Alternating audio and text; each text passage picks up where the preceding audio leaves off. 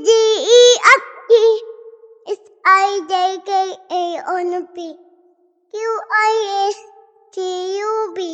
W-H-Y-N-C. Now I know my ABC. Next time won't you say like me?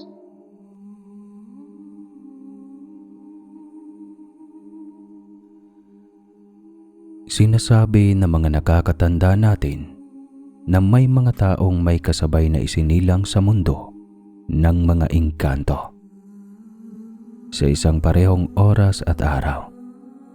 Kung tawagin sila ay kambal engkanto. Parang ganito yung nangyari sa tiyahin ko. Minsan ay sinasabing may dala itong swerte. Minsan naman ay may dala itong sumpa.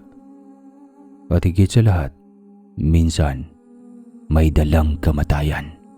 Dahil isa lamang sa kanila ang pwedeng mabuhay. Ito ang kwento sa buhay ni Mia.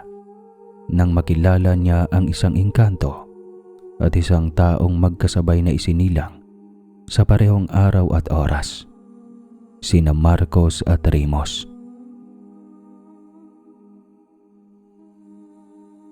Tama na, Mia. Tahan na. Akong bahala dyan sa mga nang-aaway sa'yo. Pero Rimos, hindi ka naman nila pwedeng makita.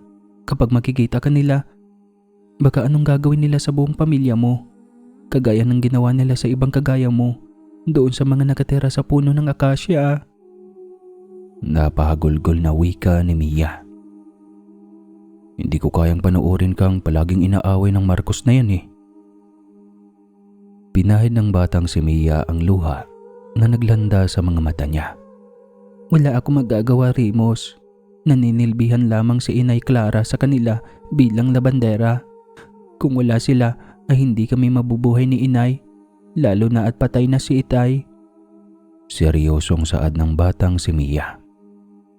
Bakit hindi ka na lang kasi sumama sa akin dito sa aming mundo para hindi ka na mahihirapan pa?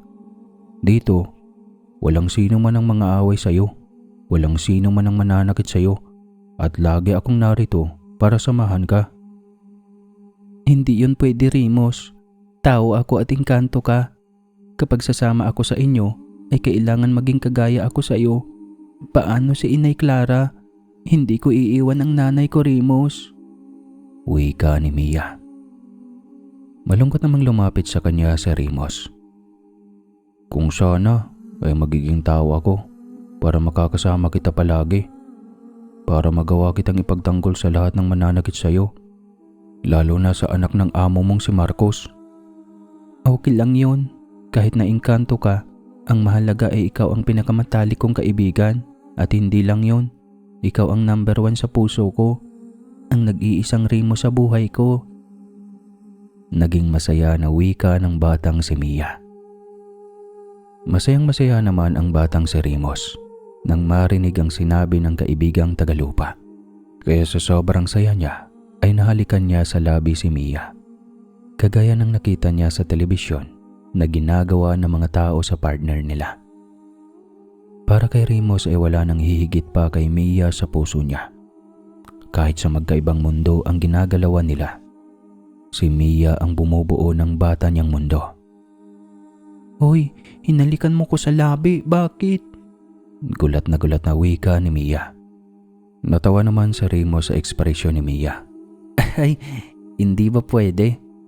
Siyempre hindi pwede yun. Mga bata pa tayo eh. Sige. Tsaka na lang kapag dalaga at binata na tayo. Pangako yan ha. Natawang ani ni Rimos. Yak, ang bata-bata mo pang engkanto ka. Malandi ka na. Kainis ka naman.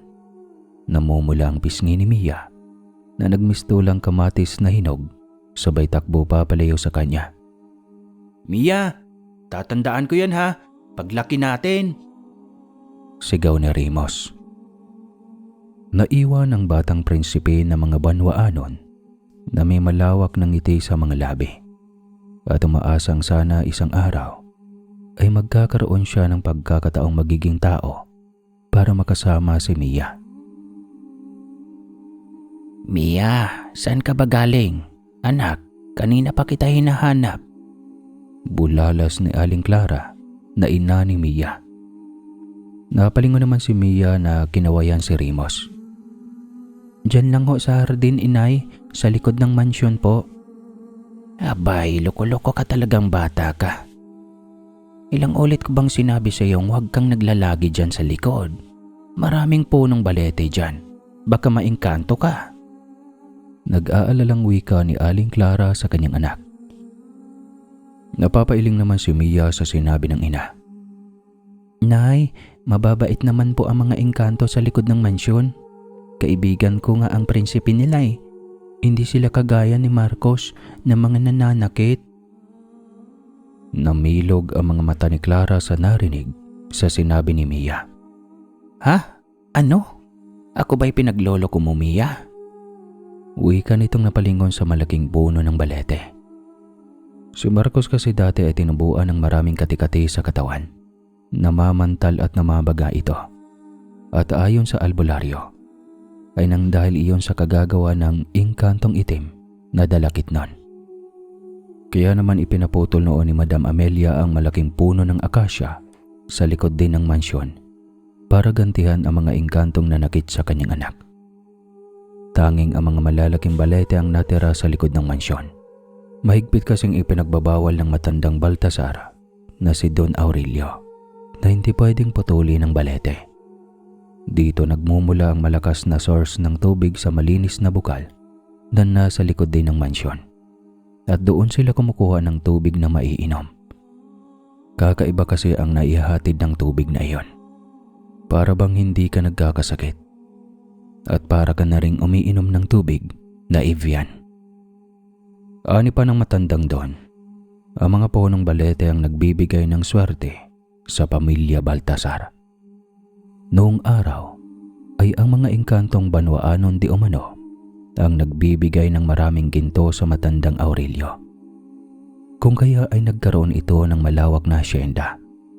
Kaibigan raw ng matanda ang hari ng mga engkantong Banwaanon.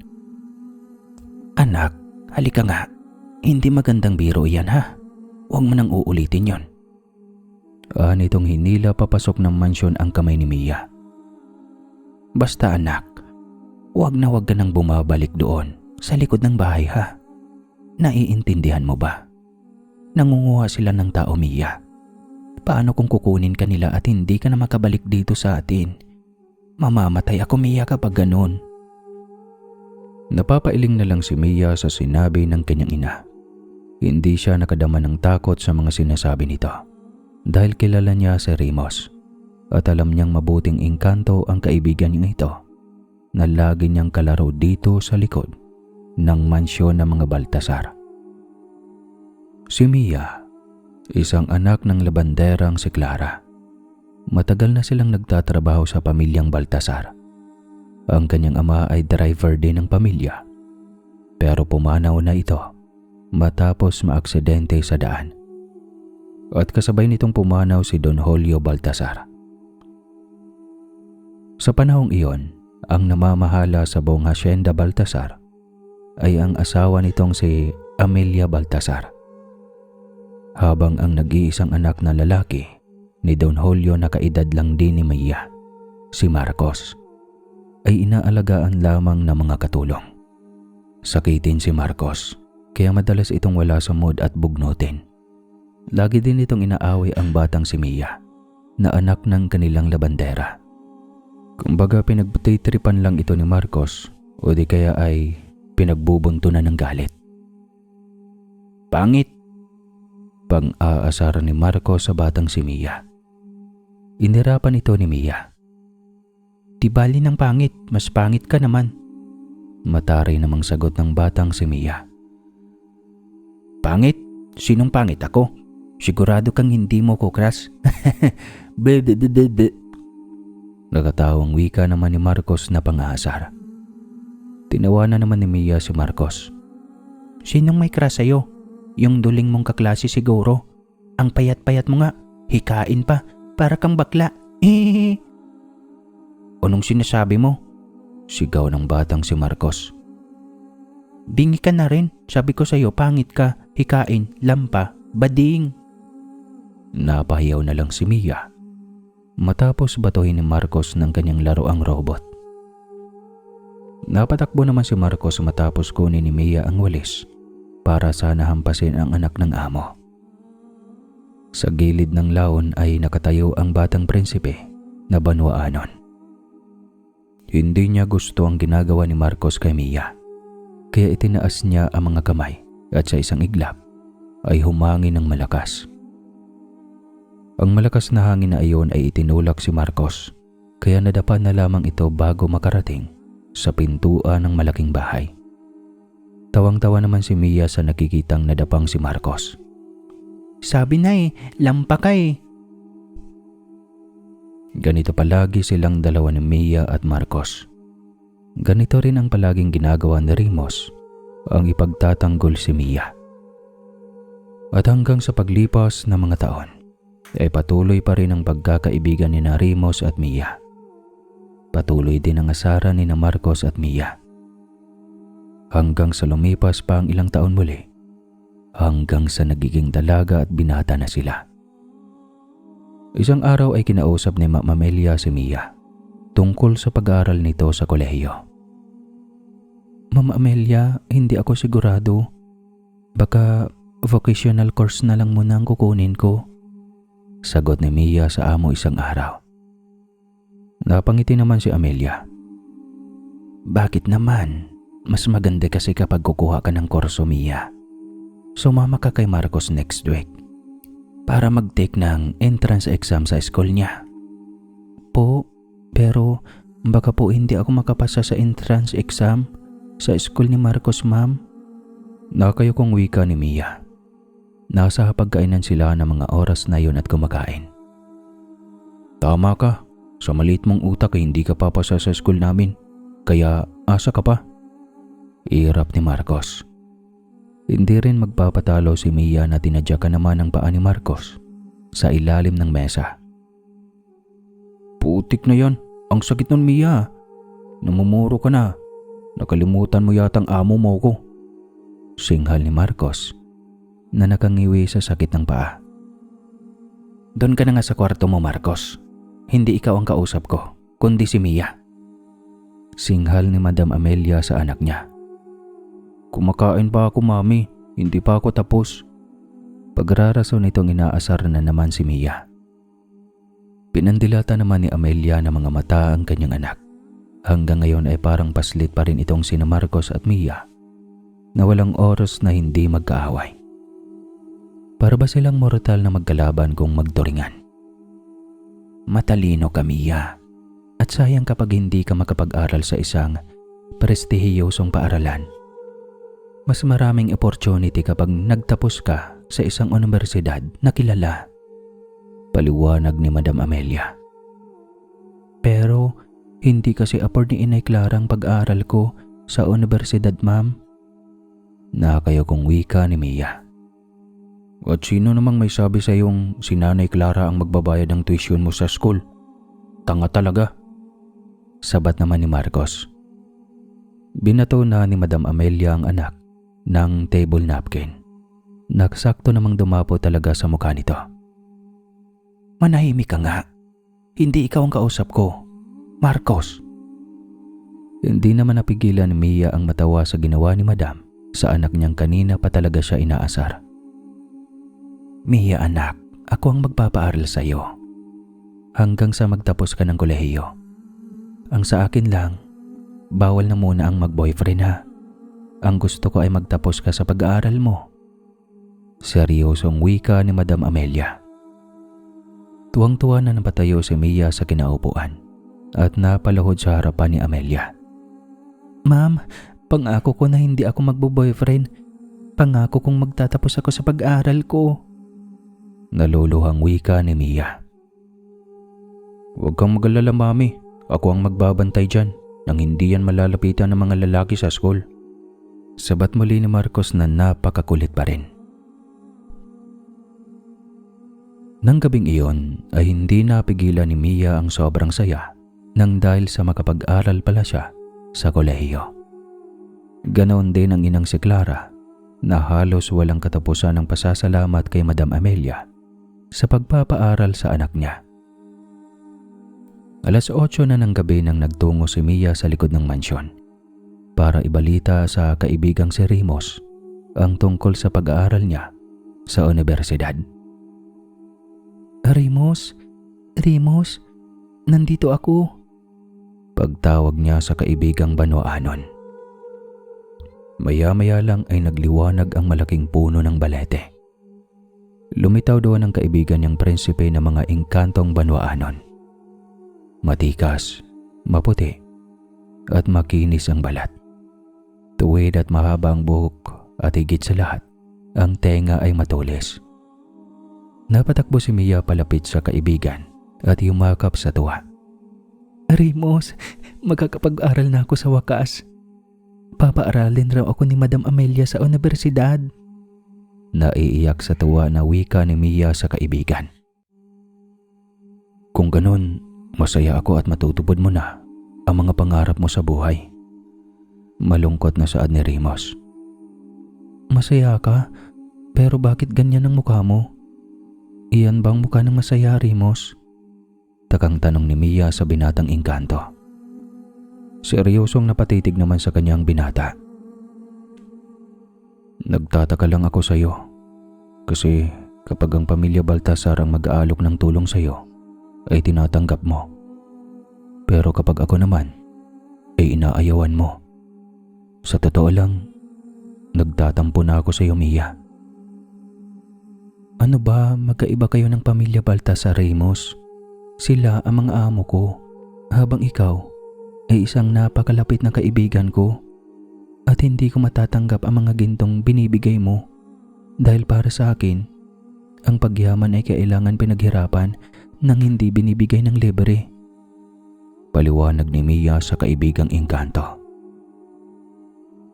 Isang katahimikan ang dumaan sa pagitan ng dalawa. Malamig ang hangin na dumampi sa katawan ni Mia habang si Rimos ay hindi pa rin naalis ang lungkot sa mga mata nito.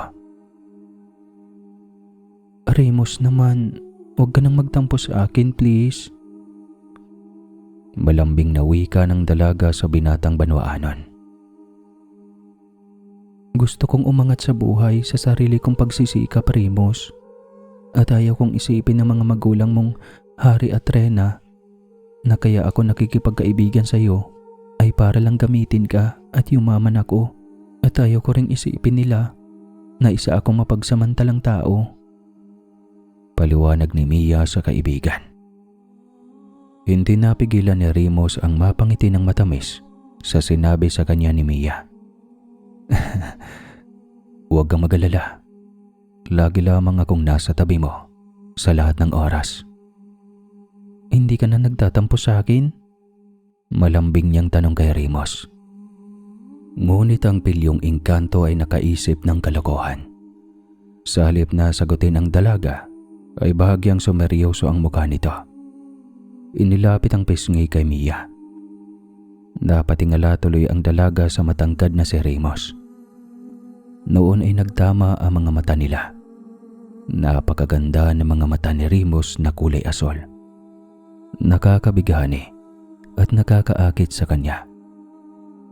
Hindi napigilan ni Mia ang biglang pagsalakay ng kaba sa kanyang puso. Rimos, bulong niya. Mia, pwede na ba kitang halikan? Tanong ni Rimos kay Mia. Bakit mo naman ako halikan? Kasi gusto ko. Matagal ko nang gustong halikan ka, Mia. Kahit isa lang. Kahit ngayon lang. Hindi sumagot si Mia.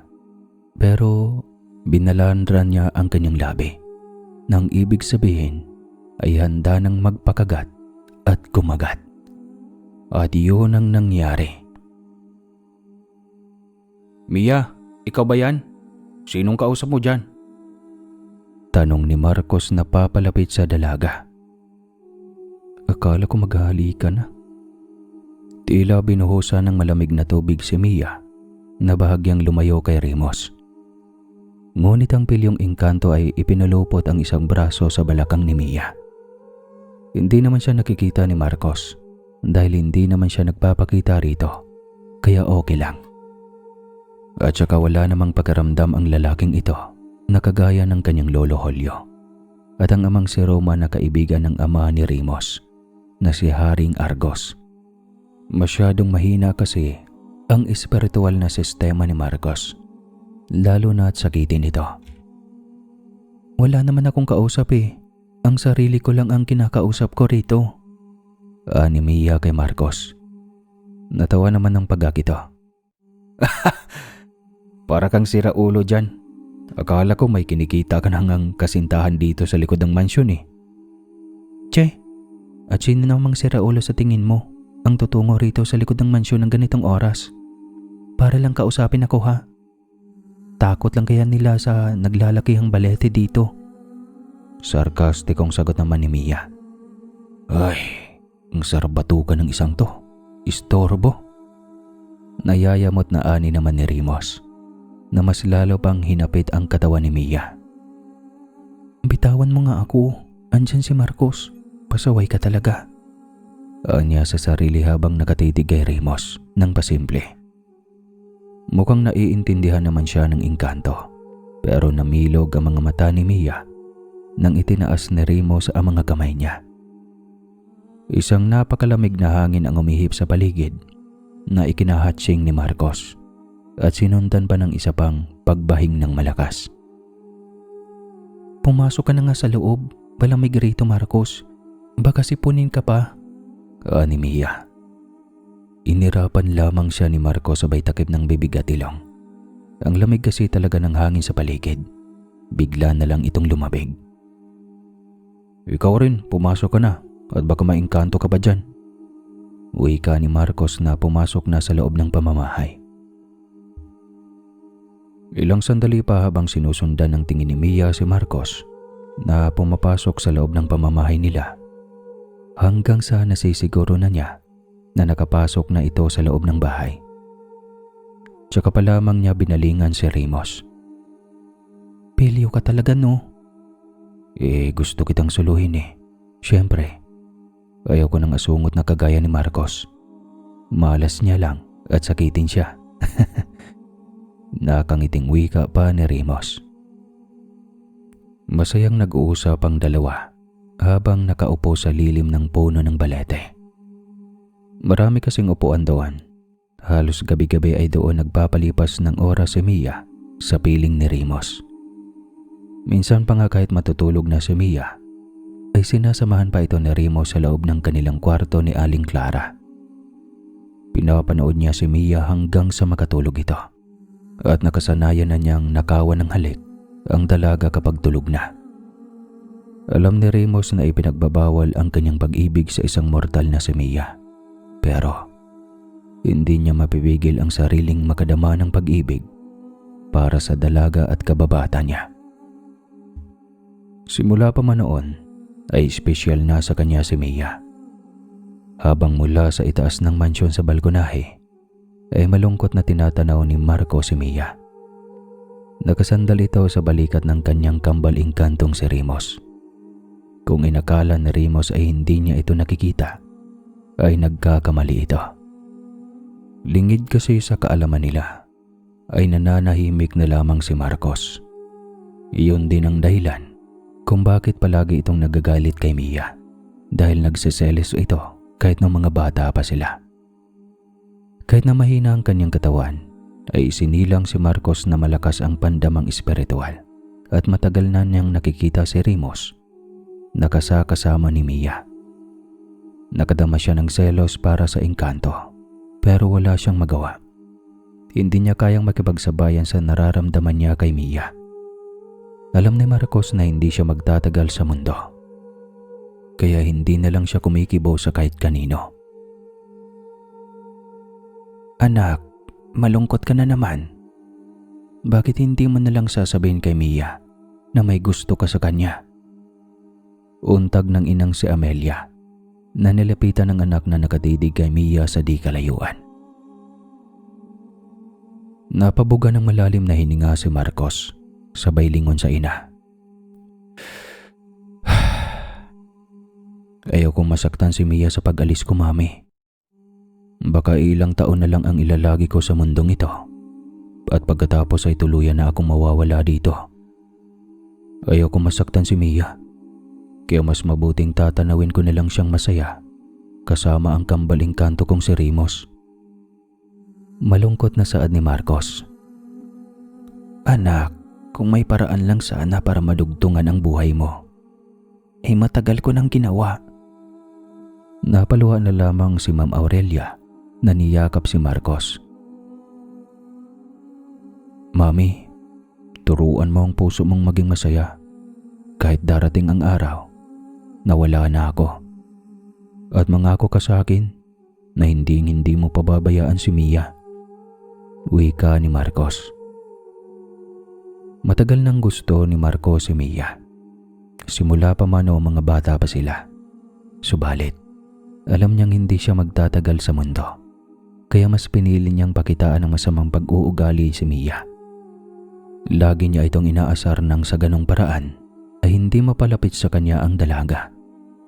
Kahit na masakit sa kanyang nakikipaglapit si Mia sa engkantong si Rimos, ay tinanggap iyon ni Marcos ng buong puso. Pero kung bibigyan man siya ng Diyos ng milagro sa buhay niya, ay aagawin niya si Mia mula kay Rimos. Hindi siya papayag na may ibang lalaking mapalapit kay Mia, kahit na ang engkantong si Rimos. Pero, imposible nang madugtungan ang kanyang buhay. Matagal nang may leukemia si Marcos. Hindi niya maintindihan ang kanyang sarili. Kahit mainit ay minsan inilalamig siya ng sobra.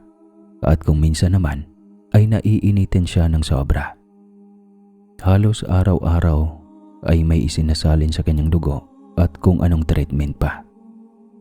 Nasa late stage na siya at mahirap nang gamutin. Ani ng mga doktor. Kahit kaya naman nilang tustusan, katulad ng bone marrow na isasalin sa kanya, ay minsan pahirapan naman ang supply. May mga buwan na lamang siyang nalalabay sa totoo lang, pero ang iniisip niya ay aabot pa siya ng ilang taon. At ang nalalabing araw niya sa mundong ito ay pang-aasar na lang niya kay Mia. Kahit na palagi silang nagbabatuhan ng masasakit na salita, ay ikinaliligaya na iyon ni Marcos ng sobra. Nais niya na sa isang pagkakataon na iyon, bago siya malagutan ng hininga, siya ang kasama ni Mia. Bago siya mawala sa mundong ito, ay makikita niya si Mia na malapit na sa kanyang pangarap, ang makapagtapos ng pag-aaral. Kahit na sa mga oras na iyon, ay papanoorin niya na lamang si Mia na magiging masaya mula sa langit. Anak, napakasakit sa isang magulang na maiiwan dito sa mundo. Ikaw dapat ang maglilibing sa aking mga labi. Pero hindi na ito mangyayari. Napakasakit ng kapalarang ito, anak. Patawad, wala akong magawa. Naluluhang wika ni Amelia. Napabuga ng malalim na hininga si Marcos, sabay yakap sa inang si Amelia. Mami, ayokong nakikita kang umiiyak at nasasaktan. Matagal na nating alam ang tungkol sa buhay kong ito, na hindi ako magtatagal sa mundo, di ba? Kaya tanggapin mo na lang. Ginawa na ang lahat ng pamilya Baltasar, ang lahat ng paraan para lamang magamot si Marcos. Pero hindi pa rin ito gumaling. Dinala na nila ito sa ibang bansa para doon ipagamot. Pero mas lalo lamang lumalala ang sakit nito. Alam kong pagod ka na, anak, Marcos. Pero kinakaya mo lang ang lahat ng ito para sa akin. Kaya kahit masakit ay papakawalan kita pagdating ng araw. Don't hold back, son. I will be fine here. Mapait na napangiti na lamang si Amelia. Pero sa ibang mga tao ay isang empowered woman si Amelia. Tinitingala sa lahat ng mga kababaihan dahil sa nagawa niyang tumayo sa sariling mga paa matapos nawala ang asawa sa batang edad pa lamang niya. Hindi niya kailangan ng ibang lalaki. Hindi siya nag-asawa muli, kundi inaalagaan niya ang anak na may sakit. At mas pinalago pa ang asyenda na iniwan ng kanyang asawa. Pero may kahinaan din si Amelia at si Marcos ang kahinaan niya. Hindi pa niya alam kung papaanong hindi masaktan pagdating ng araw na mawawala na si Marcos sa buhay niya. Sa mga sumunod na araw ay excited na si Mia. Tapos na silang makapag-enroll ni Marcos sa universidad at naghahanda na sila para sa darating na pasukan. Magsisimula na ang journey nila sa kolehiyo. Kaya naman habang nasa bahay lang si Mia, ay excited siya sa araw-araw. Isang umaga noon, tinatanggal niya ang mga lantang bulaklak ng rosa sa hardin, habang si Marcos naman ay nasa unahan at nakaupo. Busy ito sa pagguhit. Magaling kasi talagang gumuhit si Marcos, habang si Remus ay heto at nakasunod naman kay Mia. Mia, milagro yata at hindi ka ginugulo ni Marcos ngayon tanong ni Remus sa dalaga. Tinatanaw naman ni Mia ang amo niya mula sa di kalayuan. May iniindayan sa katawan. Kahit hindi niya sasabihin sa akin, ay alam kong may masakit sa kanya. Kahit na hindi kami magkasundo ay, sa totoo lang, naawa ako sa kanya, Remus. Malungkot na wika ni Mia. Namumutla nga siya. Kawawa naman ang mapang-asar na si Marcos. Pagsang-ayon naman ni Remus. Hanggang sa bigla na lamang humiyaw sa sakit si Marcos. Kaya nataranta si Mia na nagmamadaling nilapitan ito. Marcos, anong nangyari sa iyo? Nag-aalalang tanong ni Mia. Bakat ang malaking ugat ni Marcos sa noo. Sapon nito ang ulo habang nakangiwi sa sakit. Inatake na naman ito sa sakit ng ulo. Mia, hayaan mo na ako. Huwag kang lumapit. Napapaatras na wika ni Marcos. Baliw ka talaga. Dadalhin kita sa loob ng bahay. Tara, dali. Hindi napigilan ni Remus na magkadama ng awa kay Marcos. Kaya nilapitan niya ito. Tinulungan niya si Mia na ipasok ito sa loob ng bahay. Kahit na nagpupumiglas pa ito at ayaw magpahawa kay Mia. Dito ka muna ha. Sandali lang. Tatawagin ko si Madam Amelia ha. Dito ka lang sa loob ng kwarto mo. Ani ni Mia kay Marcos na nagmamadaling lumabas ng kwarto. Nung silang dalawa na lang sa loob. Engkanto, malapit na akong mamatay. At kapag wala na ako, alagaan mo si Mia ha. Wika ni Marcos na nakapikit sa sakit. Doon natigilan si Remus. Nakikita ba siya ng taong ito? Ito ang unang pagkakataong kinausap siya ni Marcos, kaya sobra siyang nagtaka. Hindi naman sana siya nagpapakita sa taong ito dahil inakala niyang si Mia lang ang nakakakita sa kanya. Huwag kang uwi dyan. Ayaw mo ba akong kausapin? Mapait na napangiti si Marcos. Nakikita mo ako? Gulat na tanong ni Remus. Oo, hindi naman ako bulag. Minsan nga, inis na inis ka sa akin at binabato mo ako ng kapangyarihan mo. Kaya madalas, nadadapa ako noon. Ginagawa mo yon dahil pinagtatanggol mo si Mia. Kwento pa ni Marcos. Halata sa boses nito na nasasaktan at nagtitiis.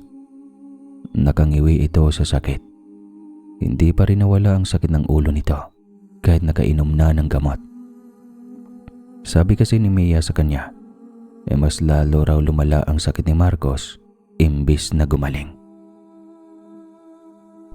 Matagal mo na ba akong nakikita? Tanong ni Remus. Matagal-tagal na rin. Sabi nga sa akin ni Lolo Julio na ikaw raw ang kambal engkanto ko. Magkasabay tayong isinilang sa parehong araw at oras. Ikaw sa mundo ng mga engkanto, habang ako ay dito sa mundo ng mga tao. Uwi ka naman ni Marcos. Napapalatak si Remus sa nalaman. Nabanggit nga noon ng inang reyna niya at amang hari na may kambal tao siya pero hindi na siya nag-aksayang alamin kung sino. Hindi niya aakalaing si Marcos ang kambal tao niya na kasabay niyang isinilang. Kaya ka ba sakitin ay nang dahil sa sumpa ng kapanganakan natin? Tanong ni Remus. Natawa naman si Marcos sa sinabi ng engkanto sa kanya. Narinig nga niya ang ganon mula sa mga nakakatanda, pero hindi siya naniniwala sa mga bagay na yon. Sadyang isinilang siyang may sakit at mahina ang katawan. Napapailing na lang si Marcos. Hindi ako naniniwala sa bagay na yan, Remus. Bulalas ni Marcos. Pero, paano kung totoo? At paano kung may paraan para mabuhay ka pa, Marcos? Ayaw mo ba na tumagal pa sa mundong ito? Tanong ni Remus sa binatang kambal tao. Sandaling natigilan si Marcos at napaisip. Kung totoo ang sabi-sabi ng mga matatanda na may sumpang pagkakaroon ng kambal engkanto at minalas na siya ang tinabla ng sumpang iyon, ay baka may paraan pa para mabuhay siya. Nagkatinginan sila ni Remus at nagdawanan. Hindi niya akalain na magiging kaibigan pala niya ang kambal engkanto niya. Naiinis kasi siya sa engkantong ito na sunod ng sunod kay Mia noon pa man. Kaya hindi niya ito pinapansin at kinakausap. Hindi ko akalaing magiging kaibigan pala kita. Isang araw. Wika ni Marcos. Ako nga rin. Naiinis kasi ako sa iyo. Lagi mong inaasar si Mia. Sagot naman ni Remus. Nag-uusap kayong dalawa? Gulat na tanong ni Mia nang maabutan sina ni Marcos at Remus na masayang nag-uusap. Oo, Mia. Magkaibigan na kami ngayon. Sagot naman ni Remus. Nakikita mo si Remus, Marcos? Gulat na tanong ni Mia. Maya-maya pa ay tumigil na silang tatlo sa pag-uusap nang dumating na si Ma'am Amelia kasama ang family doctor ng pamilya Baltasar. Kumalma na rin ang sakit ng ulo ni Marcos dahil napainom kaagad ito ni Mia ng gamot. Nanlulumo na naman ang doktor dahil mas lumala na ang kalagayan ni Marcos. Pero gaya ng dati, matigas pa rin ang ulo nito. Nais pa rin itong magpapatuloy sa buhay na parang normal lamang at walang iniindang sakit. Ayaw nga ni Marcos na magpa-confine sa ospital. Mas mabuti pa raw na doon na siya mawala ng buhay sa mansyon kaysa doon sa ospital. At tungkol naman kay Remus, umuwi ito sa kanilang kaharian na nasa may balete lamang ang portal. At pagkabalik niya roon ay kaagad na kinakausap niya ang amang hari na si Haring Argos at ang inang Rena tungkol sa kalagayan ng kanyang kambal tao. Itatanong nila sa kanilang punong babaylan kung may magagawa pa ba silang mga engkanto para pahabain pa ang buhay ni Marcos o para pagalingin ang iniindang sakit nito. Subalit, walang kakayahan ang mga engkanto para manggamot sa may sakit. May kakayahan silang bigyan ng halamang gamot ang mga taong nagiging malapit sa kanila. Pero wala silang kakayahan para manggamot ng taong may sakit o pagalingin ang mga tao sa kanilang sakit. Pero may paraan lalo at kayo ay magkakambal ng palad, Remus. Wika ng matandang babaylan na mga engkanto. Napatayo naman ang amang hari na si Argos nang malamang may paraan para makaligtas pa si Marcos. Ano iyon, Apo Bayang? Tanong ng hari. Magpapalit sila ng katauhan ni Prinsipe Remus. May isasagawa akong ritual at magpapalit sila ng katauhan. Ang espiritu ng prinsipe ang papasok sa katawang lupa ni Marcos at mawawala ang sakit ni Marcos sa kanyang katawang tao. Ang kanyang espiritu naman ang papasok sa katawang engkanto ni Prinsipe Remus at mananatili siya dito sa kaharian. Wika ng babaylang si Apong Bayang. Natigilan naman ang hari at reyna, habang si Rimos ay napakalawak ng ngiti sa mga labi niya. Kapag papayag si Marcos sa nais niya, ay magkakaroon na siya ng pagkakataon para makasama ng habang buhay si Mia. Kahit nasa katauhan siya ni Marcos, ay okay lang sa kanya iyon. Hindi pwede iyon. Hindi ako papayag. Pagtutol bigla ng reyna na si Renang Ceres. Pinigil naman ni Haring Argos ang kamay ng kanyang reyna. Malaki ang utang na loob natin sa pamilya Baltasar. Sila ang nagbibigay sa ating lahat ng tahanan. Wala na silang anak maliban kay Marcos dahil maagang pumanaw ang kaibigan kong si Roman. Hindi naman masamang tumulong tayo sa kanila, aking reyna. Wika ni Haring Argos sa kanyang asawang si Rena Ceres. Pero hindi ko makakasama ang anak kong si Rimos. Bulalas ng inang Renang Ceres ni Rimos. Ina, nariyan lang ako sa bahay ng mga Baltasar. Nasa labas ng ating kaharian. Makikita at matatanaw mo naman ako. Narito naman ang katawan ko at maaari din naman akong dumalaw sa inyo kapag gusto ko. Kaya pumayag ka na, ina. Pag-iusap naman ni Rimos. Inirapan na lang siya ng ina niya. Alam kong gustong-gusto mo rin naman ang lahat ng ito dahil nais mong makasama si Mia sa mundo ng mga tao. May himig ng pagtatampang wika ng kanyang inang si Ceres. Pagkatapos magkasundo ang pamilya ni Rimos ay kaagad na lumabas si Rimos sa kanilang kaharian.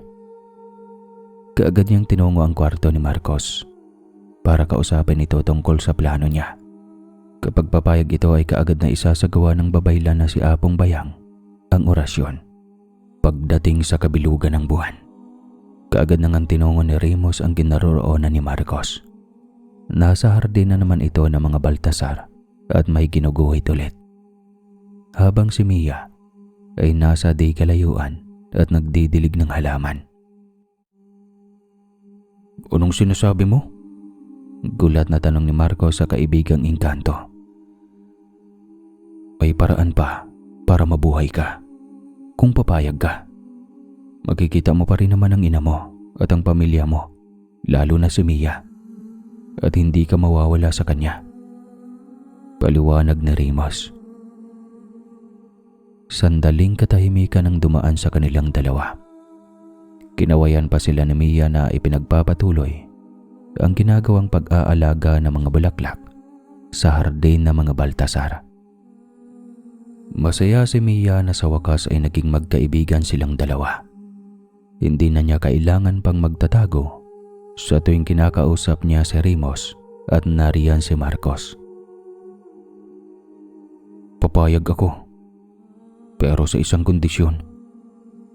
Ayaw kong ipaalam natin kay Mami ang tungkol sa bagay na ito at mag-iingat kang hindi ka mahuhuli ni Mami. Ayaw kong malungkot siya kapag nalamang wala na ako rito sa mundo namin at nasa mundo na ako ng mga engkanto. Wika ni Marcos. Makikita mo naman ang ina mo at pwede mo naman siyang kausapin. Ang mahalaga ay hindi ka mawawala. Nandyan ka lang at patuloy kang mabubuhay. Hindi ba't mas magiging masaya ang lahat kapag walang mawawala? Hindi katulad noon kapag nawala ka na. Hindi ka na makakabalik at hindi mo na siya makausap ng matagal. Isang mapait na ngiti ang sumilay sa mga labi ni Marcos habang tinatanaw si Mia. Alam ko namang talo mo ako sa puso ni Mia dahil sakitin ako. Matagal ko nang gusto si Mia pero nagkasya na lang ako sa pang-aasar sa kanya. Ang saya mo siguro ngayon, Rimos, dahil makakasama mo na siya. Tama? Hindi napigil ang tanong ni Marcos sa engkantong si Rimos. Oo. Huwag ka mag-alala. Aalagaan ko si Mia. Aalagaan ko ang iyong ina. At ituturing kong totoo kong ina. Magiging mabuti akong kasama ni Mia. At hindi ko siya sasaktan. Sagot naman ni Rimos. Alam ko at masaya akong naging kaibigan ka ni Mia. Masaya akong nakilala ka. Kapatid. Ni Marcos na may luha sa mga mata. Nagkamay ang dalawa at napagkasunduan nilang sa pagdating ng kabilugan ng buwan sa buwang iyon ay isasagawa nila ang ritual para mapanatiling buhay si Marcos at tuluyan itong gagaling sa karamdaman. Hanggang sa dumating na nga ang araw na iyon. Naisagawa nila ang ritual sa may puno ng balete. Itinago nila ito kay Ma'am Amelia at kay Mia. Hindi nila sinabi ang tungkol sa ritual na ito at kinabukasan pagkagising ni Rimos ay nasa katawan na siya ni Marcos at si Marcos ay nasa kanilang kaharian na. Sakto namang magsisimula na noon ang klase nila sa school. Alalang-alala si Amelia sa anak na si Marcos habang personal na hinahanda ang mga kakailanganin ng anak, lalo na ang gamot nito sa bag. Marcos, bakit kailangan mo pa itong gawin? Tanong ng kanyang ina sa kanya. Mami, huwag kang mag-alala sa akin. Mag-iingat ako at walang masamang mangyari sa akin. Seryosong sagot ni Marcos na ikinagulat ni Amelia. Kinapa ni Amelia ang noo ng kanyang anak pero wala naman itong lagnat. Napansin niya kaagad ang mamula-mulang pisngi at labi nito na mas lalo pa niyang ipinagtataka. Para bang nagmistula itong walang sakit sa isang iglap lamang. Isa pang napansin niya ay ang pagiging seryoso ni Marcos. Si Marcos kasi kapag kinakausap niya sa ganitong paraan ay tinatawanan lamang siya para bawasan ang kanyang pag-aalala. Marcos, okay ka lang ba talaga? Tanong niya sa anak. Tsaka pa lamang siya nabunutan ng tinik matapos siyang niyakap ni Marcos at hinalikan sa noo. Kahit ganon si Marcos ay malambing ito sa kanya. Habang si Marcos ay sinulyapan ng isang sulok ng kwarto, naroon si Rimos na nakatawa sa ekspresyon sa mukha ng kanyang ina. Nagpalit na nga sila ng personalidad ni Marcos. Si Marcos ay nagiging Rimos at si Rimos naman ay nagiging Marcos. Kaya napansin kaagad ng ina niyang si Amelia ang ikinikilos ng bagong Marcos ngayon na napakaseryoso. Excited na tuloy si Marcos na makita si Mia kung makilala ba siya nito o hindi. Inihatid sila ng driver sa universidad. Hindi naman nabago kay Marcos ang lahat dito dahil noong siya pa ang engkantong si Rimos ay sumasama na siya kina Mia at Marcos bilang elemento. Kaya nakarating na siya doon. Habang ang totoong Marcos na nasa katawan ng engkantong si Rimos ay nasa kaharian pa. At kailangan pa niyang aralin ang lahat ng kakailanganin niyang gagawin bilang prinsipe ng mga engkanto. Sana hindi din kayo naguluhan. Pagkababa nila ng sasakyan ay nagulat na lamang si Marcos nang hindila siya ni Mia papunta sa isang hallway na walang masyadong tao. Bakit, Mia? May problema ba? Tanong niya sa dalaga. Tinignan siya ni Mia sa mga mata at pagkatapos ay namumula ang mga mata nitong naiiyak. Hindi mo ako maluloko, Rimos. Anong ginawa mo kay Marcos? Alam kong ikaw yan. Ha? Anong ginawa mo sa kanya? Hinampas siya ni Mia sa balikat. Napabuga na lamang ng malalim na hininga si Rimos. Mahigpit na niyakap siya ni Mia at hinalikan sa noo. Ikinalma niya ito bago siya magsalita. Hindi niya akalaing hindi pala siya makakalusot kay Mia. Kaagad siyang nakilala ng dalaga. Sa totoo lang, Walang masamang nangyari kay Marcos. Bagkus, nagkasundo kami para hindi siya mamatay sa sakit niya. Paliwanag ni Ramos. Anong ginawa niyong dalawa? Tanong ni Mia. Ikunento na Ramos kay Mia ang lahat ng ginawa nila ni Marcos at pagkatapos ay nanlumo ito. Hindi niya alam kung paanong ipapaliwanag kay Ma'am Amelia ang lahat kung sakaling mahuhuli siya nito.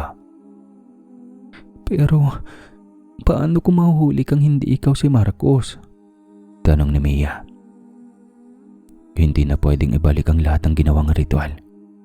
Pero nakahanda naman kaming magpaliwanag ni Marcos kung sakaling mangyari yon. Kaya tulungan mo kung hindi mahuhuli ng ina ni Marcos. Ni Ramos kay Mia. Sige, tutulungan kita.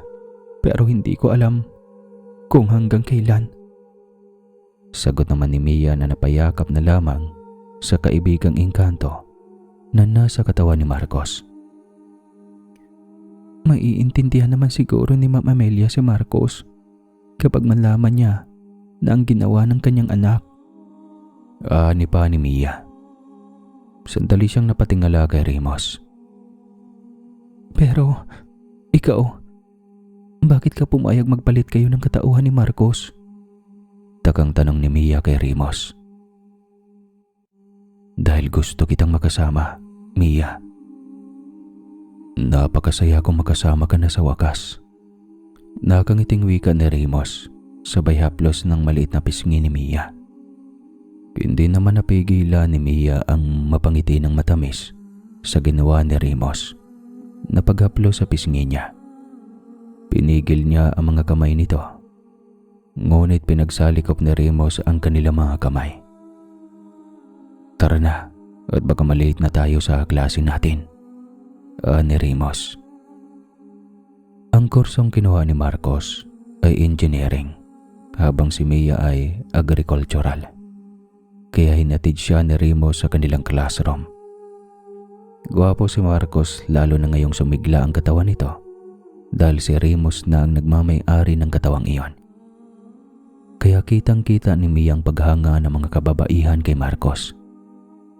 Inggit ang nakikita niya sa mga mata ng mga ito habang nakatitig sa kanilang dalawa na naglalakad sa pasilyo hanggang sa dumating na sila sa loob ng classroom niya.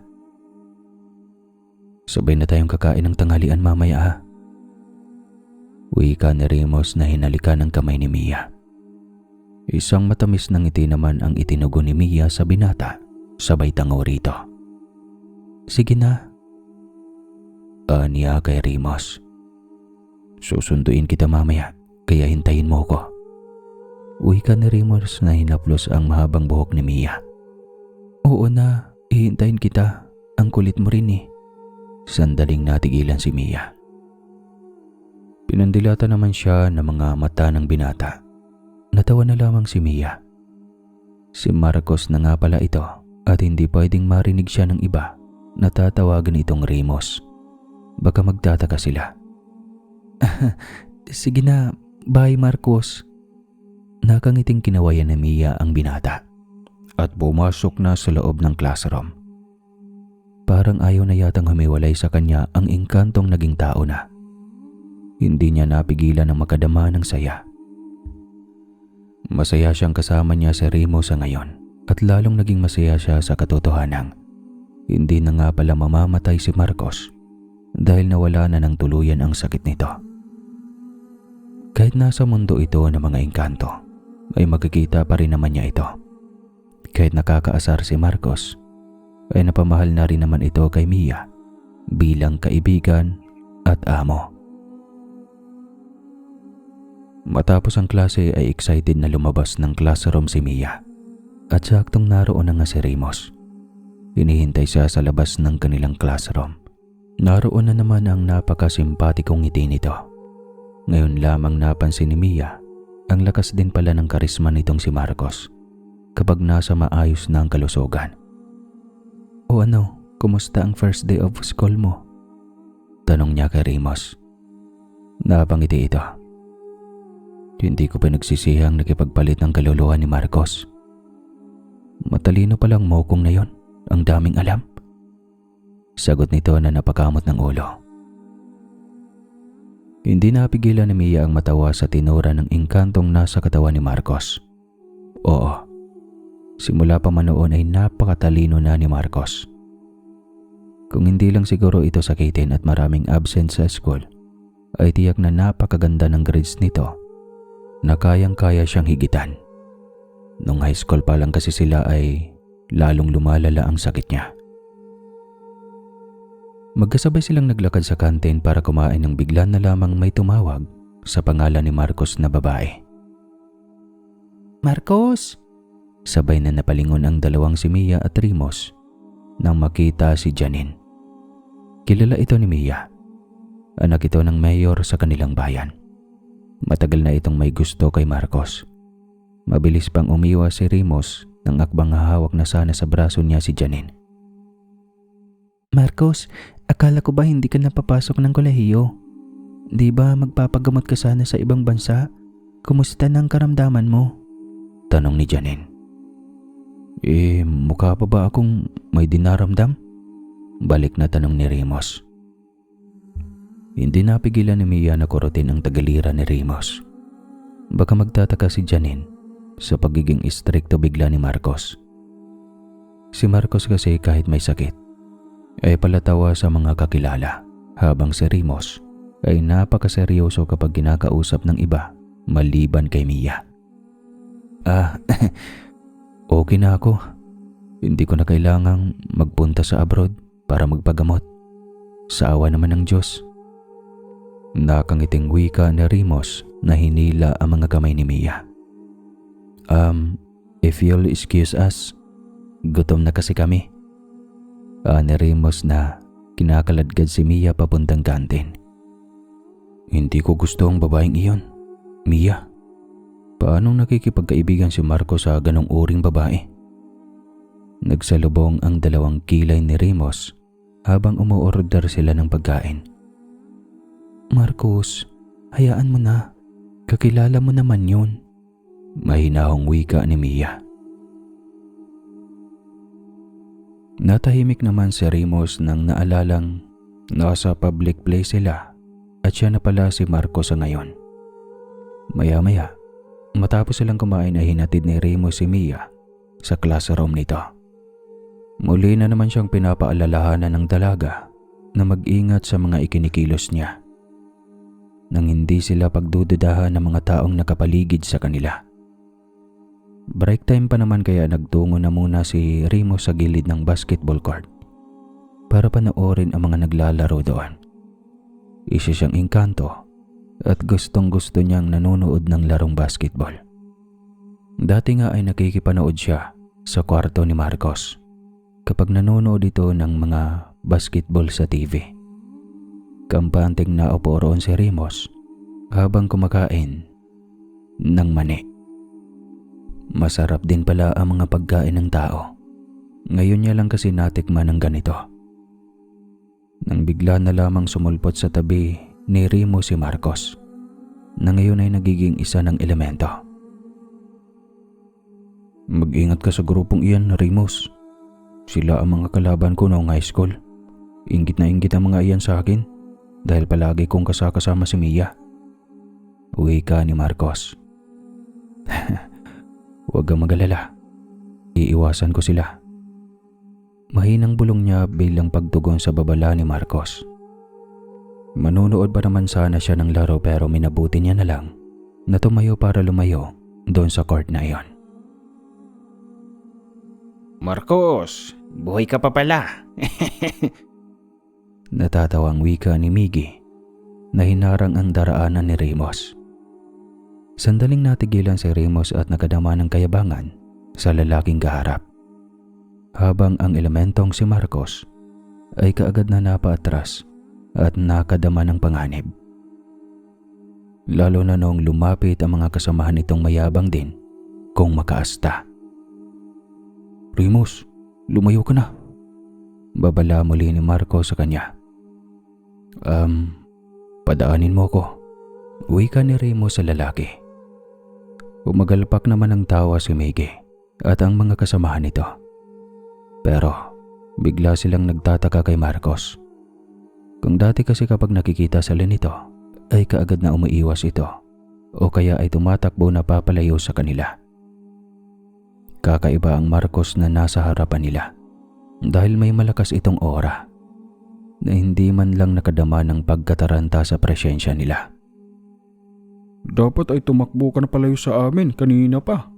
Bakit hindi mo ginawa? Wika naman ng kasamahan nilang ang pangalan ay Baste.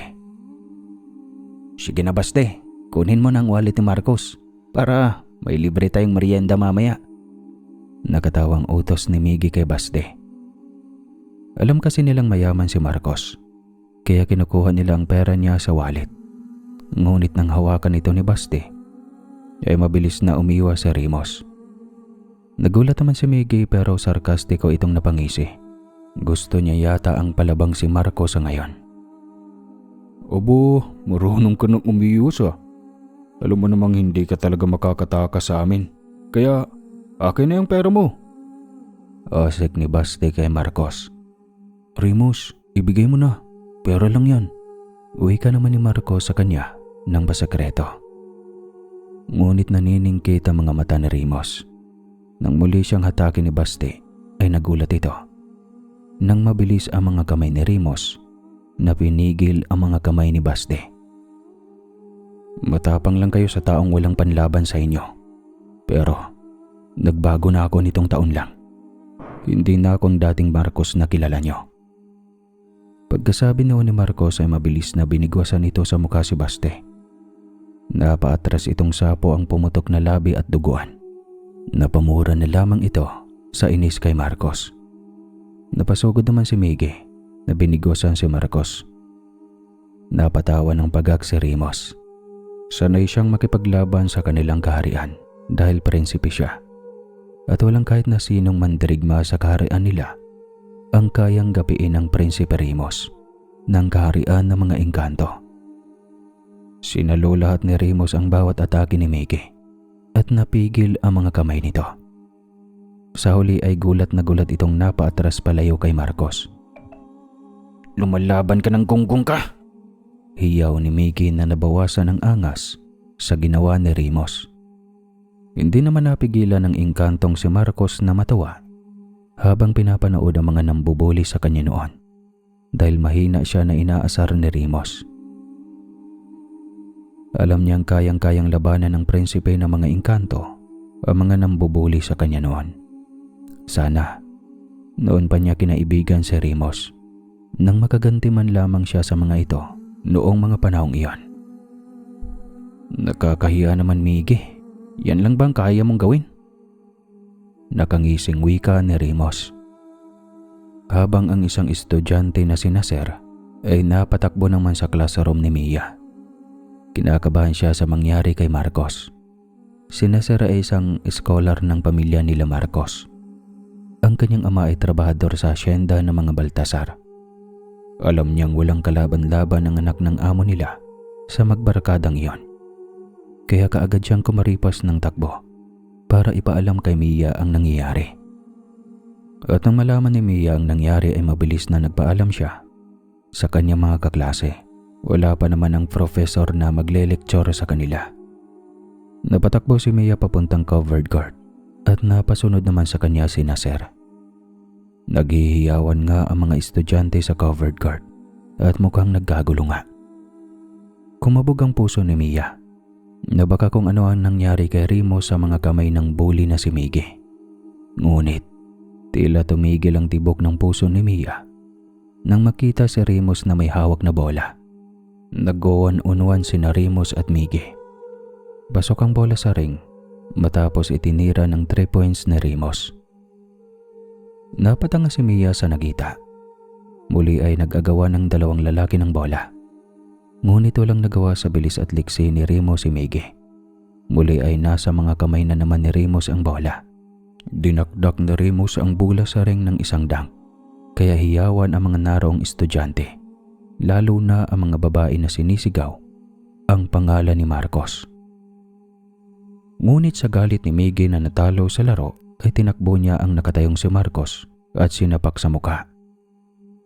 Piste ka talaga, Miggy. Ano ni Mia sa sarili na tinakbo ang gitna ng court. Marcos! Sigaw ni Mia na takot nang tamaan ang mukha ni Marcos ng suntok ni Miggy. Isang malakas na sipa naman ang tinanggap ni Miggy mula kay Mia. Gulat na gulat itong tila bumahag ang buntot nang makita si Mia. Mia, si Marcos ang nag-una. Ang yabang niyan eh. Sigaw ni Miggy. Marcos, okay ka lang ba? Nasaktan ka ba? Nag-aalalang tanong ni Mia na sinori ang mukha ni Marcos na tinamaan ng suntok ni Miggy. Napakatamis naman ang ngiti ni Remus na iginawad kay Mia. Hinawakan pa niya ang palapulsuhan ni Mia na hinaplos ang pisngi niya. Ganito palang mag-alala ang kaibigan niyang ito. Mas lalo lang talagang gumaganda si Mia sa mga mata niya. Okay lang ako, Mia. Huwag kang mag-alala. Hindi ko naman naramdaman yun. Nakangiting sagot niya. Hoy, hanggang ngayon, para ka pa ring bata, Miggy. Kailan ba titino iyang utak mong loko-loko ka ha?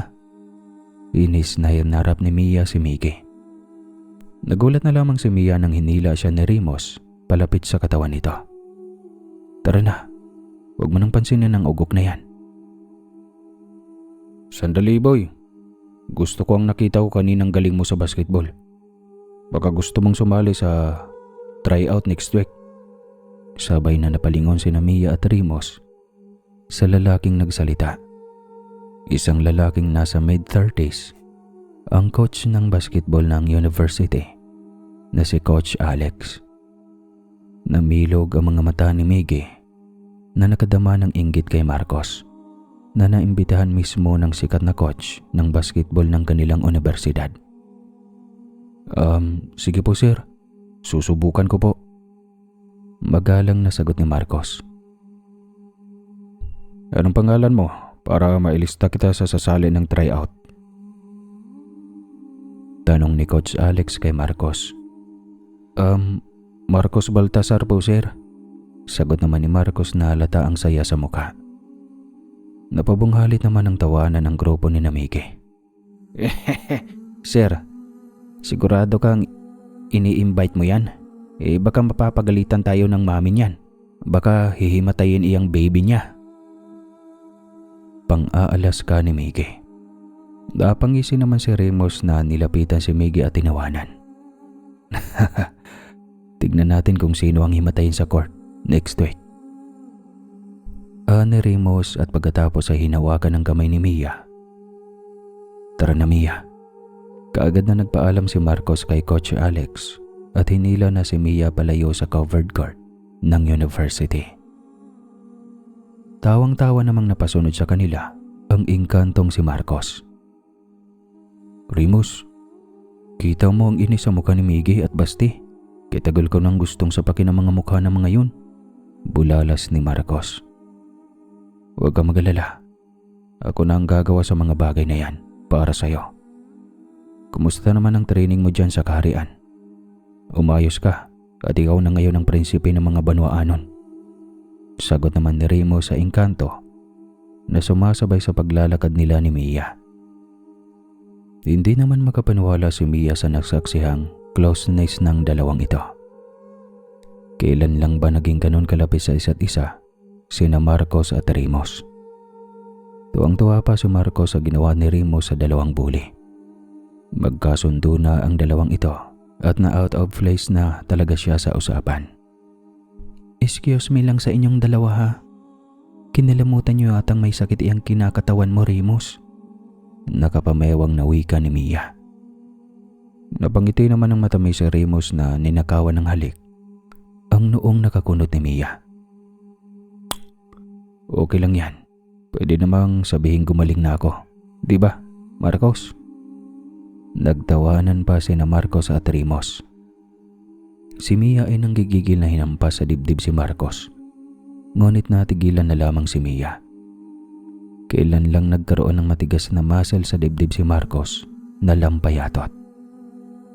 Namula ang pisngi ni Mia nang naalala na si Remus na nga pala ang nasa katauhan ni Marcos at hindi na ang lampang si Marcos.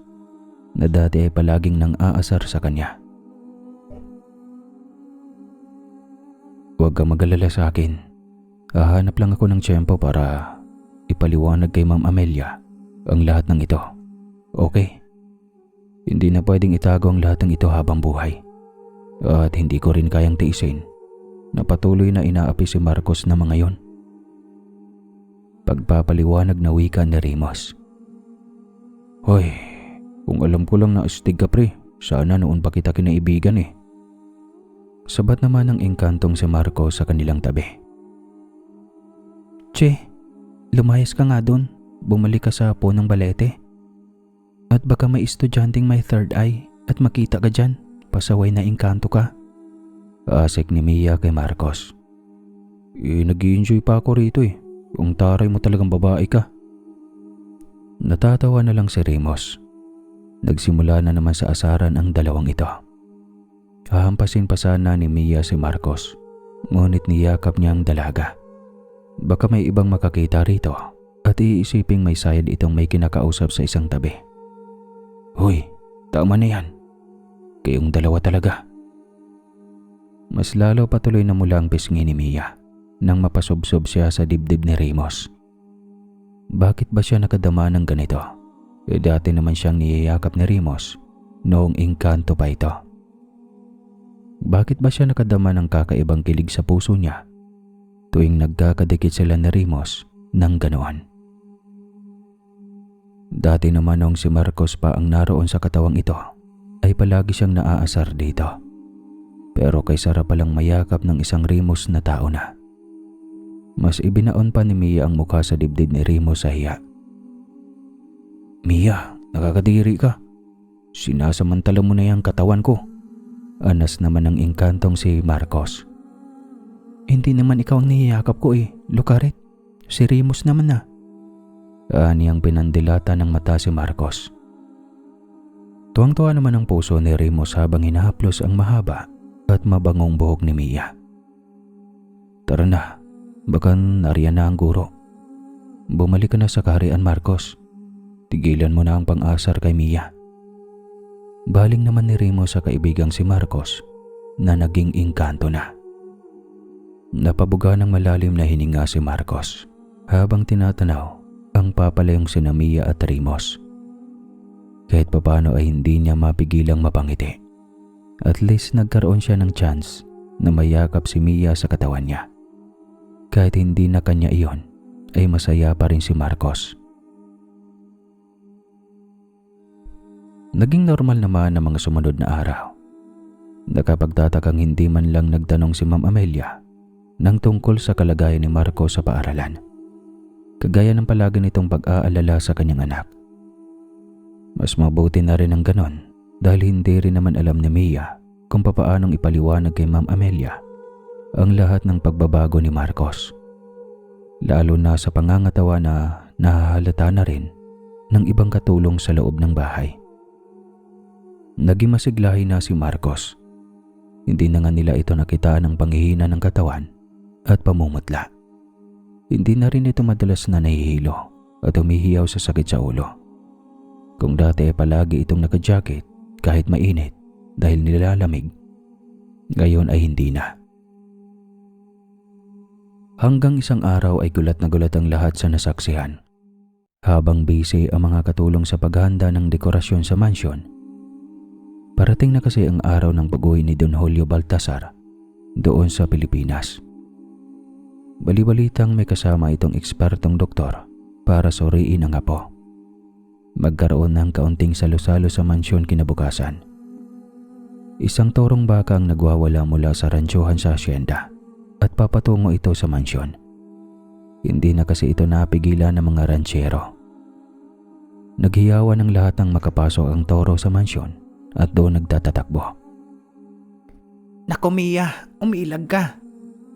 Sigaw ng nanay ni Mia. Katulong ito nang makita ang torong may papatungo kay Mia na may bitbit ng isang bungkos na rosas mula sa flower shop. Mia! Sigaw ni Rimos na mabilis na napatakbo para harangin si Mia. Itinulak niya ang katawan ni Mia palayo. kaya siya ang naararo ng torong baka. Napasigaw ang lahat sa pag-aalala kay Marcos. Ang inakala ng lahat na hihimatayin si Marcos. Pero napasingap ang lahat sa nakitang pinigil ni Marcos ang sungay ng toro. At malakas na nakipagtagisan rito. Senyorito Marcos! Sigaw ng ilang katulong na naroon. Takot na takot naman si Mia nang mapagtanto ang mga pangyayari. Nakita ng lahat kung gaano kalakas si Marcos, nakabaliktaran sa pagiging sakiti nito dati. Marcos, tama na! Nag-aalala niyang wika. Lalo na nung nakita niya si Ma'am Amelia na nakatanaw mula sa balkonahe. Natataranta ito. Nasa tabi nito si Inay Clara niyang napapahiyaw rin sa takot at pag-aalala kay Marcos. Papaano ba nilang ipaliwanag sa lahat ang nangyari kay Marcos? Sa isang iglap ay ginapay ni Marcos ang torong baka. Pinatid ng binata ang isang paa nito sa harapan, kaya naitumba ito. Mabilis namang hinuli ng rensero ang liig ng baka ng lubid, kaya hindi na ito nakawala pa. Senyorito Marcos, okay lang pong ba kayo? Sobrang pag-aalalang tanong ng rensero sa amo niya. Okay lang ako, Manong. Dalhin niyo na iyan sa rantsuhan at itali niyo maigi. Nakangiting sagot ni Rimos na nilapitan si Mia. Hindi makatayong dalaga sa sakit ng balakang niya kanina. Napalakas kasi ang impact ng pagtulak ni Marcos sa kanya.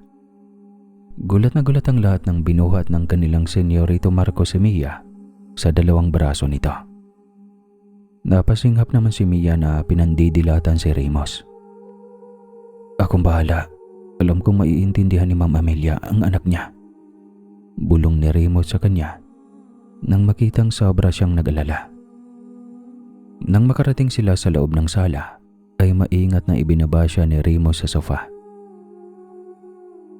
Ma'am Amelia, nag-aalalang ani ni Mia nang makita si Ma'am Amelia na mapait na nakangiting lumapit sa kanila. Bigla na lamang itong napaiyak na yumakap kay Rimos. Alam kong hindi ikaw si Rimos. Sa mga kinikilos mo. Alam na alam kong hindi ikaw ang anak ko. Pero napakasaya kong hindi mawawala sa akin ang anak ko ng tuluyan. Bulalas ni Ma'am Amelia.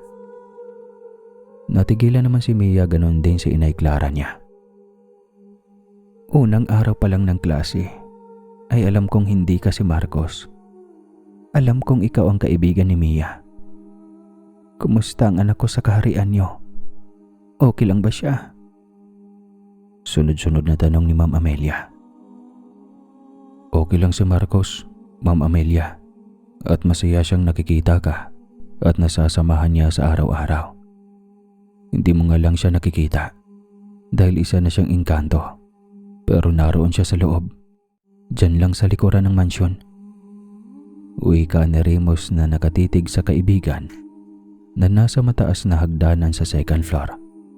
Nakatayo at nakatanaw sa kanila. Hindi man kita nakikita, anak ko, pero nararamdaman kita. Alam kong narito ka. Mas lalo pang napahagulgol ng iyak si Ma'am Amelia. Desisyon ng anak na makipagpalit ng espiritu sa engkantong kaibigan ni Mia. Pero wala siyang makapanglungkot sa puso niya. Sa halip ay sobrang saya niya. At hindi na mawawala pa sa kanya ang anak na si Marcos. Alam niya ring mabuting engkanto ang kaibigan ni Mia. Kilala niya ang mga engkantong nakatera sa malaking balete sa likod ng mansyon. Sila ay mga kaibigan ng kanyang biyanang si Don Julio at kaibigan ng asawa niyang namatay na si Roman. Matatanggap mo ba ako bilang tagapangalaga ng katawan ng anak mo, Ma'am Amelia? Tanong ni Rimos. Isang matamis na ngiti at nakabukang bisig naman ang sumalubong kay Rimos. Tanggap na tanggap, anak. Tawagin mo na akong mami. Ikaw ba ang kambal engkanto ng anak kong si Marcos? Tanong ni Amelia kay Rimos. Ako po si Rimos, Ma'am Amelia. Simula ngayon ay ikaw na si Marcos. Ikaw ang nag-iisa kong anak. Ang kakambal ng anak ko. Ani naman ni Amelia. Ikumusta niyo na lang ako sa anak ko at sana ay masaya siya sa buhay na pinili niya. Masaya na akong makakasama ko pa rin siya kahit papaano. Nararamdaman sa paligid kaysa tuluyan siyang mawala sa akin. Namumula na ang mga mata ni Ma'am Amelia. Naniyakap naman ni Mia at Aling Clara. Kinabukasan ay nagulat pa ang espesyalistang doktor na kasama ni Don Julio.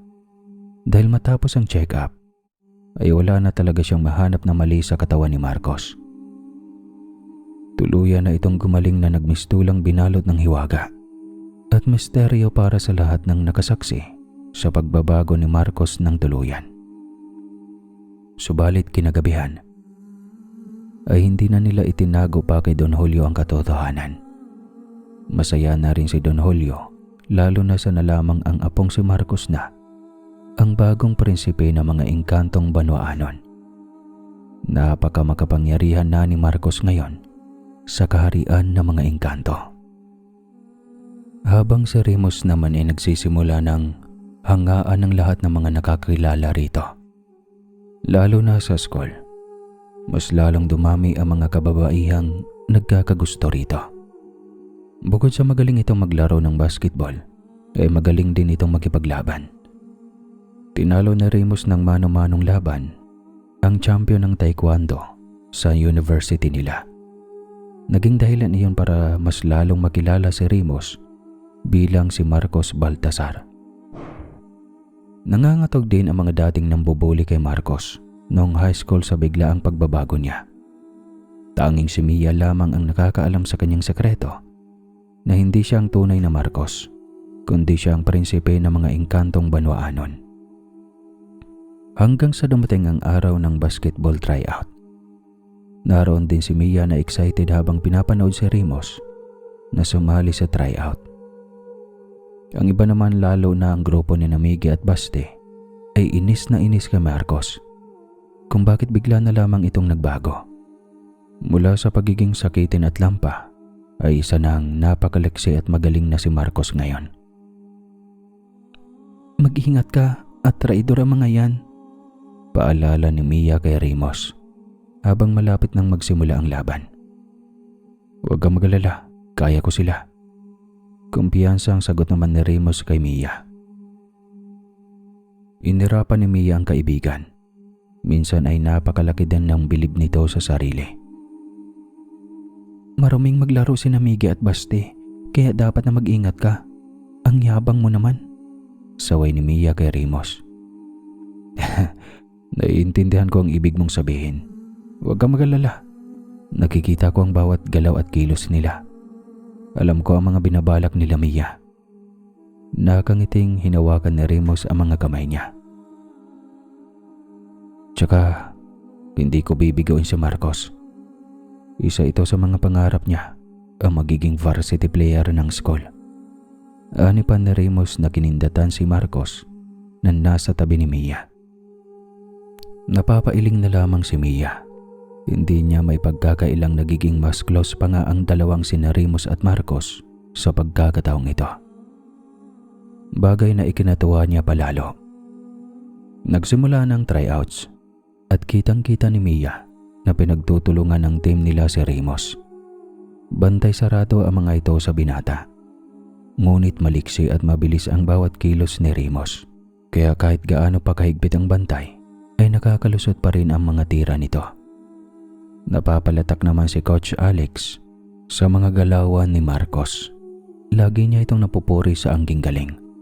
Kaya naman, sa pagtatapos ng laro, ay panalo ang team ni Remus at isa ito sa nakuhang varsity player. Galit na galit si Miggy at Baste na parehong bumagsak sa tryouts. Kitang-kita ni Coach Alex ang dumi ng pamamaraan nilang maglaro para lamang manalo. Masayang umuwi si Mia at Remus noon dahil sa tagumpay na nakamit ng binata. Palabas na sila ng school nang biglang hinarangan sila ng grupo ni Miggy at Baste sa garahe ng school. Naroon kasi ang sasakyan ni Marcos na ginagamit na Mia at Rimos sa school. Hindi ka si Marcos, di ba? Sino ka? Kakambal ka ba niya? Asik ni Miggy. Nasa na ang lampang si Marcos? Di ba dapat sakitin ka? Bakit mo kami nagawang talunin sa laro? Singhal naman ni Basti. Napasigaw na lamang si Mia ng kasunod noon ay sinugod nila si Rimos. Subalit hindi nila ito tinamaan. Sa halip ay nahuli ni Rimos ang isa sa mga kasamahan nila at inagawan ng pamalo. Hinampas iyon ni Rimos at bumagsak sa sahig na duguan ang ulo. Sinong gustong sumunod? Asik na tanong ni Rimos sa mga kalaban nila. Sugod! Magkasabay namang sigaw ni Miggy at Basti. Naiwasan naman ni Rimos ang ataking iyon at sa isang igla pa ay itinaas ni Rimos ang mga kamay. Marcos, wag! Sigaw ni Mia nang maintindihan ang nais gawin ni Rimos. Nais nitong gumamit ng kapangyarihan sa mga kamay. Ngunit, ang inakala ni Mia na may malakas na hangin ang darating ay isang pagkakamali. Dumapo sa panga ni Miggy ang kamaon ni Rimos na ikinatanggal ng 2 ngipin nito sa harapan. Namilog ang mga mata ni Basti sa nasaksihan. At bago pa man nakatakbo palayo si Basti, ay tinamaan na ito ng malakas na sipa ni Rimos. Nagsitakbuhan ang mga kasama nito nang dumating ang mga guards ng paaralan. Patawarin mo kami sa nangyari, Marcos. Paghingi pa ng tawad ni Basti at Miggy matapos dalhin ng mga guard sa disciplinarian's office. Simula ng pangyayaring iyon ay wala nang sino man ang nagbabalak ng mambuli kay Marcos na nasa katauhan ni Rimos. Tinatawanan naman ni Rimos si Mia na mapag-usapan nila ang paggamit ni Rimos ng kapangyarihan niya. Sira ka talaga. Nakalimutan mo yatang tao na ako ngayon. Anong kapangyarihan ba ang gagamitin ko? Nagtawanan sila ni Mia at Rimos sa tinura ng binata. Minsan nga talaga ay nakakalimot si Mia na tao na nga pala si Rimos at hindi na engkanto. Wala na siyang kapangyarihan pero may angkin siyang lakas na hindi normal sa isang tao. Simula noon ay namuhay ng masaya ang magkakaibigan na nauwi sa pagiging magkasintahan. Habang kada kabilugan ng buwan ay nagtitipon-tipon ang mga engkantong Banwaanon sa hardin na bandang nasa likod ng mansyon ng mga Baltasar. Dahil tuwing kabilugan ng buwan ay nagsasalo-salo ang mga katulong na tao sa pamamahay ng mga Baltasar at ang mga engkantong nakatira sa malalaking balete sa likuran ng mansyon. Iisang pamilya ang turingan nila sa isa't isa. Hanggang sa lumipas pa ang mga taon, mas lalong lumago naman ang asyenda. Lalo na ngayon sa pamamahala na ni Rimos sa tulong ng mga gintong binigay sa kanila ng mga kaibigan nilang Banwaanon na nasa likuran lamang ng mansyon ng mga Baltasar. Habang ang totoong Marcos naman sa kaharian ng mga engkanto ay umibig na rin sa kapatid na prinsesa na Rimos na si Prinsesa Celebes. Kaya hindi na ito nakadama ng inggit kina Rimos at Mia kasi may sarili na siyang namnamin. At hanggang dito na lang po ang kwentong ito kasi medyo mahaba na. Kung nabibitin ka pa ay huwag na lang kalimutan magpandesal. Maraming salamat.